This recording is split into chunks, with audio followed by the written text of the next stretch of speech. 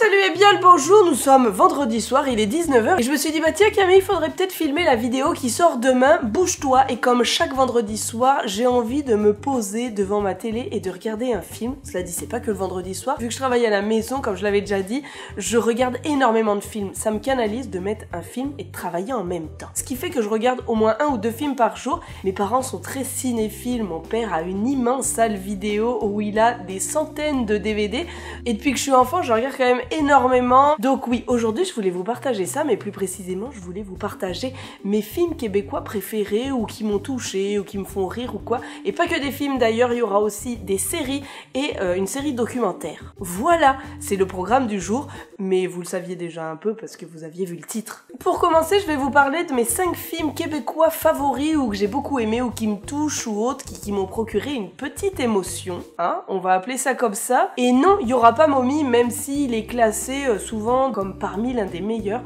Voilà, j'ai rien contre, mais il fait pas partie de mon classement. Et d'ailleurs, quand ma mère l'avait vu au ciné en France, elle m'avait dit qu'il était sous-titré. J'avais été quand même très étonnée. Mais je me dis, ok, si t'entends pas cet accent souvent, ça peut peut-être être compliqué. Mais en même temps, si ici on sous-titrait des films français de France, je trouverais ça super bizarre. Donc ouais, ça m'avait quand même vachement étonnée. Et je me suis dit, bah tiens, pourquoi pas faire une vidéo sur les films québécois, histoire que les gens après aillent les regarder, pourquoi pas, et puis qu'ils se familiarisent un peu avec cet accent. Dans ma liste, j'ai mis un peu toutes les catégories de films. J'ai pas mis que des films pseudo-auteurs ou des films d'action quoi. J'ai essayé de varier un peu, choisir un peu une catégorie à chaque fois, mais toujours dans une idée, je garde mes préférés ou ceux qui m'ont fait rire ou autres.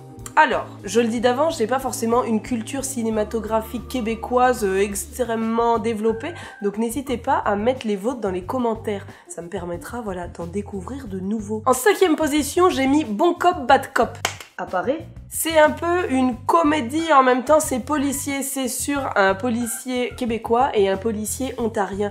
Donc ça mélange français, anglais, c'est un peu au Québec, c'est un peu en Ontario. Il y a quand même pas mal d'humour au milieu, mais c'est aussi un côté policier. Il y avait le 1 et puis un peu plus tard ils ont sorti le 2. Et j'ai mis lui parce qu'on avait vu récemment le 2 et c'est le genre de film qui, voilà, qui passe bien. Ben avait beaucoup rigolé, il avait trouvé ça très cool. Donc voilà, je me suis dit, bah tiens, pourquoi pas le mettre? Et je dois l'avouer, j'aime énormément l'acteur Patrick Huard, je trouve qu'il joue trop bien, à chaque fois il me fait beaucoup rire. Donc oui, c'est aussi pour ça que je l'ai mis dans mon classement. Il reviendra peut-être. Peut-être. J'aurais un peu envie de comparer ce film à L'Arme Fatale. C'est un peu un L'Arme Fatale québécois, je dirais. Il y a de l'humour, mais en même temps il y a de l'action, c'est des enquêtes policières, etc. C'est bon enfant, ça se regarde bien. Pas obligé de te torturer le cerveau, à réfléchir pendant 107 ans, etc. Moi, ça me va bien. Ensuite, j'avais noté 2 films pour le côté un peu sportif, plus précisément sur le hockey. En premier, il y avait Junior Majeur. C'est un film sur des jeunes qui rentrent dans des sélections un peu semi-pro. C'est la division justement junior majeur, c'est un peu ceux qui sont repérés avant d'aller dans les grosses ligues du type les Canadiens de Montréal, etc. On accroche vite à l'histoire et on sait pas trop où ça s'en va, on sait pas voilà sur quoi ça va déboucher, donc je trouve toujours ça cool. C'est typiquement le genre de film que je mets en me disant tiens je vais travailler, je vais regarder ça à peu près, et puis au final je délaisse totalement mon ordi et je suis complètement fixée sur l'intrigue, je suis à fond. En général quand ça se passe je me dis ok ça c'était un bon film. Et ouais, j'avais beaucoup aimé celui-ci. Et en plus, j'aime beaucoup l'acteur principal qui est Antoine-Olivier Pilon, qui justement avait joué dans Mommy. Je trouve qu'il joue vachement bien et j'avais adoré ce film. Et dans une gamme un peu plus humoristique, parce que ça, c'est pas forcément voilà, très humoristique, ça pourrait être un peu qualifié comme drame. Et pour ceux qui aiment le hockey, il y a toute la série Les Boys. J'avais regardé ça à l'époque avec mes colocs, on les avait tous regardés les uns à la suite des autres, sur une équipe de gars qui jouent au hockey, mais c'est une équipe, voilà, un peu dans la ville. On appelle ça la ligue de garage ici. Voilà, c'est un peu des papas qui jouent au hockey et il se passe tout plein de choses. Il y a un pari qui se fait, il y en a un qui pourrait perdre sa brasserie, donc voilà, faut qu'il gagne. Ça c'est vraiment classé dans comédie et je crois qu'il y en a 4. Il y a les Boys 1, 2, 3, 4. Le premier date de plus de 20 ans. Ça donne un peu une idée, mais ouais, c'est sympa à regarder et il y a aussi toujours Patrick Huard, il est un peu partout en fait. En 3e position, j'ai mis un film qui me touche énormément parce que j'ai rencontré l'homme qui l'a produit. C'est un vieux film, c'est un film qu'on pourrait mettre un peu en comparaison avec le très classique La Guerre des boutons qu'on avait en France, le vieux, celui qui était en noir et blanc. Et le film québécois dont je parle, c'est La Guerre des tucs. En France, on avait La Guerre des boutons, là c'est La Guerre des tucs, et j'ai adoré ce film. Je l'ai vu il y a quelques années avant de rencontrer le producteur qui est Roch Demers, qui est l'homme qui a créé toute la maison de production autour de ça, et qui a créé cette espèce de collection Les Contes pour tous. Chaque année, il faisait un film un peu pour les enfants, et La Guerre des tucs était le tout premier film qu'il avait fait de cette série. C'est un film vraiment mais pas que pour les enfants, parce que même moi en le voyant, à quasi 30 ans à l'époque, quand je l'avais vu, j'avais trouvé ça vachement bien. Je trouvais que ça amenait plein de valeurs et autres pour les petits. Si vous avez des enfants, n'hésitez pas à leur faire regarder ça, c'est vraiment cool. Il est plus tout jeune, ça date de 1984. Oui, il a plus de 30 ans, mais ça n'enlève rien à son côté absolument génial. Ils en ont même fait un film d'animation il y a 1 ou 2 ans. Mais oui, c'est un film vachement bien. Et il y a quelques années, j'ai eu la chance d'interviewer Roch Demers et c'était l'interview qui reste au jour d'aujourd'hui la plus folle que j'ai faite et la plus marquante. Je pense qu'elle me marquera à vie. Cet homme est d'une gentillesse folle et on a fini l'interview. On était tous en larmes derrière nos caméras. Ça montre à quel point c'était touchant. Certes, moi je pleure facilement, mais les autres membres de l'équipe pas forcément. Et vraiment, c'était fou. Juste pour ça, regardez le film La Guerre des tucs, c'est vachement bien. Arrive en deuxième position un film qui m'a aussi pas mal marqué parce que je trouve que ouais, c'est des sujets un peu sensibles mais dont il faut parler. C'est typiquement le genre de film que j'aurais envie de montrer à mes sœurs. C'est le film 1,54. C'est encore avec Antoine-Olivier Pilon qui avait joué dans Mommy et puis qui a joué dans Junior Majeur. C'est l'histoire d'un jeune au lycée qui subit un peu de l'intimidation alors qu'il essaye simplement de faire sa petite vie et au bout d'un moment il décide de confronter un peu le gars qui l'emmerde et de se mettre à l'athlétisme comme cette autre personne. Et il se passe énormément de choses au milieu de tout ça. C'est un film qui est marquant, qui est loin d'être facile, hein, on peut le dire même, c'est quand même dur, mais je trouve que c'est important de le voir surtout pour les ados de maintenant, avec tout ce qu'on entend, les intimidations, etc. Moi, vraiment, je trouve qu'on devrait le faire voir à l'école. Au lieu de faire voir du Molière ou des trucs super vieux, on devrait leur montrer ce genre de film qui est quand même pas mal une réalité maintenant avec toutes les technologies, les jeunes d'aujourd'hui. J'ai fini en pleurant et en étant totalement stoïque sur mon canapé. Mais c'est un très bon film. Et tout en haut de ma liste, parce que j'adore ce film, je l'ai vu un nombre incalculable de fois. Attention, voici Starbuck. Si vous ne l'avez pas encore vu, il faut absolument réparer cette erreur. Ce film est absolument génial, il me fait toujours mourir de rire. C'est encore avec Patrick Huard. Je l'avais dit qu'il revenait souvent dans mon classement. L'histoire d'un gars qui s'appelle David, qui a une vie un peu bancale, voilà, très approximatif, c'est pas le mec le plus responsable au monde et dans sa jeunesse, il avait été donneur de sperme, mais un nombre incalculable de fois, si bien qu'il a eu vraiment beaucoup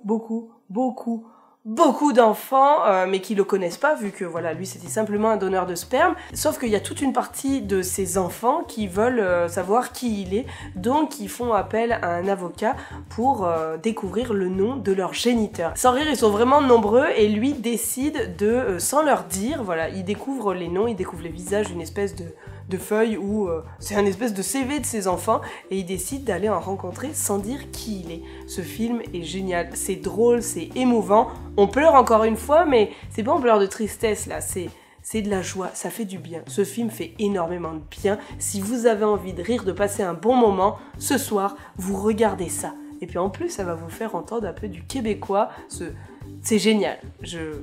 Ce film est tellement bien. Film tout confondu dans mon classement à vie, il est dans mon top 50, c'est certain. Peut-être que je vais regarder ça aussi ce soir. Maintenant, je passe aux séries. Il y en a très clairement une que je mets tout en haut, mais très haut dans ma liste. Et puis, il y en a 2 autres que j'avais un petit peu regardées, mais beaucoup moins parce que j'ai plus d'abonnement télé. Et puis, j'ai du mal à les trouver sur Internet. Il y a 19-2 et District 31. C'est 2 séries policières et qui sont, ma foi, pas mal. J'ai pas trop regardé, mais je sais qu'elles ont un gros potentiel. Je sais aussi qu'elles ont reçu énormément de prix. Le peu d'épisodes que j'avais regardé, j'avais trouvé ça très chouette, mais j'ai pas d'abonnement télé et j'arrive plus à les retrouver, donc faudrait que je me penche là-dessus. Mais sinon, ma série québécoise favorite parmi tout ce que j'ai pu regarder, et puis même toutes séries confondues, elle est très haut placée dans mon classement, elle m'a énormément marquée. Je suis passée par toutes sortes d'émotions quand je l'ai regardée, parce qu'en général, quand je regarde une série ou que je lis un livre ou que je vois un film, je vis la série, le film ou le livre, et là vraiment j'ai vécu la série. ça m'a mis dans toutes sortes d'émotions. Je suis passée de la joie à la haine, à la tristesse, à la colère. C'est la série Fugueuse. Celle-ci même, elle a fait énormément parler quand elle est sortie, etc. Il y a des gens que ça a choqué, qui étaient contre, d'autres qui trouvaient ça extrêmement réaliste. Des gens qui travaillent dans la police m'avaient dit que c'était quand même très calqué sur la réalité, que ça se rapprochait vraiment de faits réels. Et cette série est folle. C'est sur une ado, somme toute très classique, qui un jour va faire de mauvaises rencontres et va totalement virer et se retrouver sous l'emprise d'un Mac qui va faire d'elle en gros une prostituée. Et c'est fou, c'est fou à voir cette série. J'ai vraiment adoré. Sauf que maintenant, le gars qui joue le rôle de l'enfoiré, il est sûrement très bien dans la vraie vie, mais maintenant, dès que je vois sa tête, je vois son personnage, et ça me met dans une colère. Mais en attendant, cette série est folle. Dès que j'ai des amis qui me disaient hey, je sais pas trop quoi regarder ou quoi commencer comme série, t'en aurais pas une, je leur conseille celle-ci parce qu'elle est vraiment fantastique. Et oui, moi je trouve qu'elle attrait quand même vachement à la réalité, et c'est aussi une série que j'aimerais montrer aux jeunes, et plus précisément aux jeunes filles, pour leur dire ouh, faites attention, wake up! J'ai un peu des fois envie de la faire voir à mes sœurs, mais je vais attendre encore quelques années. Mais oui, cette série est vachement bien et extrêmement marquante. Il me semble qu'ils ont signé pour une saison 2. Je suis vraiment curieuse parce que pour moi, on aurait pu arrêter à cette saison-là. Mais en même temps, je me dis que tout est possible et qu'il y a encore des centaines de choses à faire. Mais vraiment, cette série est à voir. Par contre, c'est pas spécialement facile à regarder. Hein? C'est dur. Là aussi, je crois que j'ai pleuré. Et pour terminer tout mon petit panel télévisuel, j'avais une série documentaire que je trouve absolument géniale. Ça s'appelle 21 jours. En gros, c'est un journaliste qui va aller 21 jours quelque part ou se mettre dans la peau de quelqu'un. C'est fait avec 3 journalistes différents, mais chaque épisode est précisément avec un. Par exemple, moi, ceux que j'ai vus, il y avait 21 jours dans une famille avec des enfants autistes. Il y en avait un autre, et c'est le tout premier que j'ai vu, c'était 21 jours dans l'industrie du porno. Alors oui, c'est quand même, c'est très diversifié comme sujet, mais c'est super intéressant. Il y avait 21 jours itinérants, 21 jours aveugles. Dans l'idée, c'est un journaliste qui va se mettre un peu plus ou moins dans la peau de quelqu'un. Celui que j'avais vu sur la famille autiste, par exemple, c'est une journaliste qui va aller vivre avec cette famille-là, qui va voir comment ils fonctionnent. Donc on voit la famille, on voit les parents, ils en parlent, etc. Mais d'un autre côté, c'est un peu un petit côté vlog où on voit la journaliste qui parle face caméra, puis qui dit ce qu'elle ressent et autres. Suis sur l'industrie du porno, c'était quand même très spécial. Et puis elle livre tout, elle est très cash, ça lui arrive de pleurer parce que ça la marque quand même. J'adore cette série documentaire. Et puis en plus, on peut prendre vraiment chaque épisode indépendamment des uns des autres. C'est un peu en fonction du sujet qui touche ou qui touche pas. Mais ouais, je trouve ça super intéressant. Il y en a d'autres, c'est 21 jours dans un sorte de désintox, 21 jours avec des personnes atteintes d'Alzheimer, 21 jours sous terre, tout à panel. Et puis ouais, à chaque fois, je trouve ça super intéressant. Je dois l'avouer, je suis une fille qui aime beaucoup les documentaires. On en regarde énormément à la maison, et les derniers qu'on a regardés, c'était sur Disneyland. Tout ce qui peut se passer dans l'univers de Disneyland. On en a regardé beaucoup. Ce qui a fait qu'après, on a regardé tous ceux sur les parcs d'attractions en France. On a fait le Futuroscope, on a fait le parc Astérix, mais ouais, on a commencé sur Disneyland Paris. Et moi qui n'étais pas forcément la plus fan, quand Ben m'a dit tiens, on va regarder ça comme docu, au final, j'avais énormément envie d'aller après à Disneyland Paris. J'ai toujours très envie.